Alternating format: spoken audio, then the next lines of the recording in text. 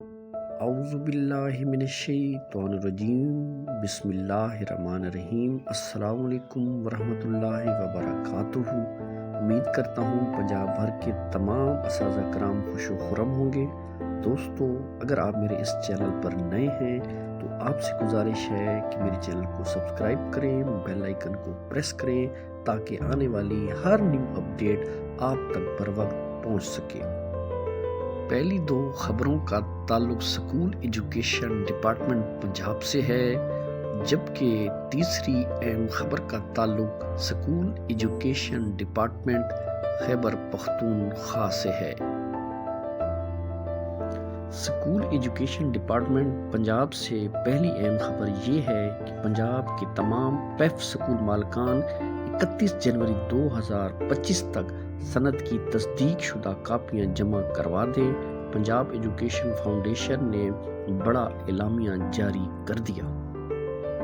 تفصیل یہ ہے کہ 30 دسمبر 2024 تمام پیف اسکول مالکان کو ہدایت کی گئی تھی کہ جن اسکول مالکان کی تعلیمی قابلیت انٹرمیڈیٹ سے زیادہ ہے وہ اپنی آخری دو حاصل کردہ highest degree higher education commission سے، اور جن مالکان کی تعلیمی قابلیت میٹرک یا انٹرمیڈیٹ ہے وہ متعلقہ بورڈ سے سند کی تصدیق شدہ کاپی 31 جنوری 2025 تک پیف میں اپنے متعلقہ پروگرام میں بذریعہ ڈاک بھیجیں۔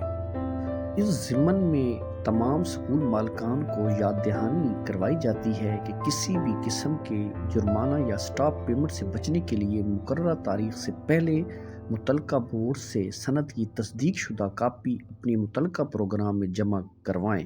Punjab education foundation.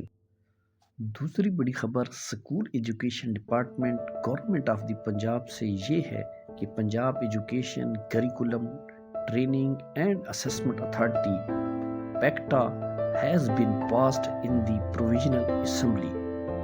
Punjab education curriculum training and assessment authority کا بل پاس ہو چکا ہے۔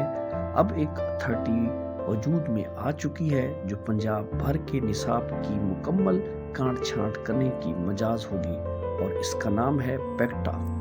دوستو، تیسری بڑی خبر کا تعلق محکمہ ایجوکیشن خیبر پختونخوا سے ہے، اور خبر یہ ہے کہ پنجاب کی طرح پے اینڈ پینشن اصلاحات کمیٹی نے اپنے کام کا آغاز کر دیا ہے۔ اس ضمن میں خیبر پختونخوا کے تمام سکولوں اور دفاتر میں 22 جنوری پینشن بچاؤ تحریک احتجاج کے نام سے دفاتر اور سکول بند رہیں گے۔